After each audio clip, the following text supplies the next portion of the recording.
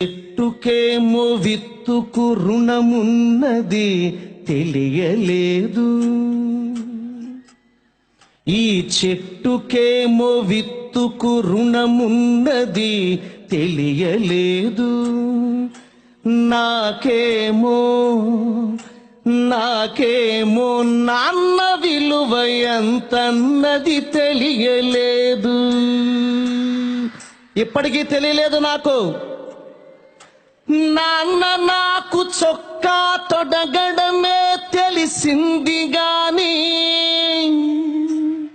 నాన్న చొక్కా తొడుగుతుంటే చొక్కా తొడుగుతున్నాళ్లే అనుకున్నాను చిన్నప్పుడు నేను. కానీ నాన్న మనసులో ఏముందో తెలుసా?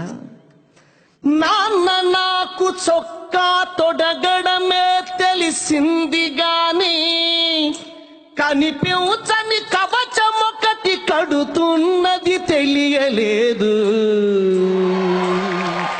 చెట్టుకేమో విత్తుకు రుణమున్నది తెలియలేదు. ఈ చరణాన్ని వినండి. ముద్దులాడి నన్ను పైకి ఎగరేయుట తెలుసుగాని, అన్నయ్య మోహన్ బాబు గారు, చిరంజీవి గారు, ముద్దులాడి నిన్ను పైకి ఎగరేయుట తెలుసుగాని, తనకన్నా ఎత్తున నిలబెడుతున్నది తెలియలేదు.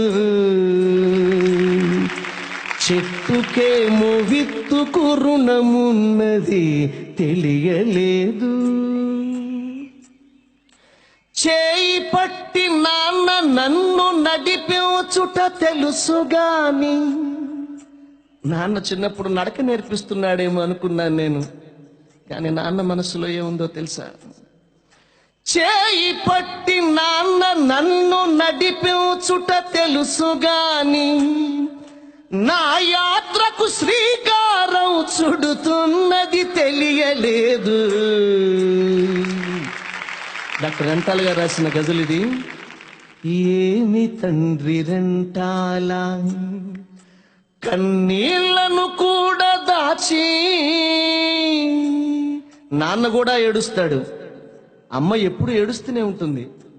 నాన్న ఏడవడం మనం చూడం, నాన్న పక్కకెళ్ళి ఏడుస్తాడు.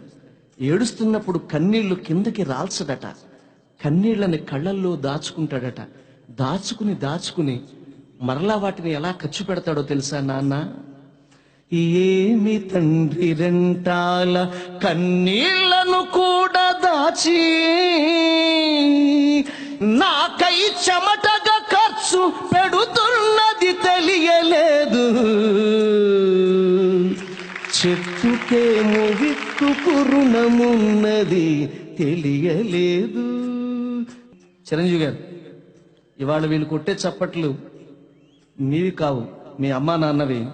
రేపు చరణ్ కోసం కొట్టే చప్పట్లన్నీ మీవే. ఏమి తండ్రి రెంటాల కన్నీళ్లను కూడా దాచి, అలా కన్నీళ్లను దాచుకున్న నాన్న జీవితంలో ఎలా ఉంటాడు అంటే, నా జీవం నా సారం, నా జీవం నా సారం చీల్చి చూసుకుంటే గాని,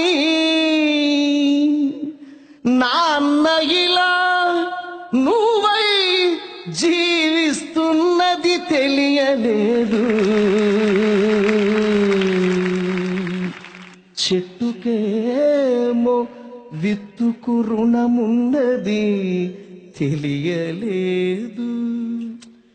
నాకేమో నాన్న విలువ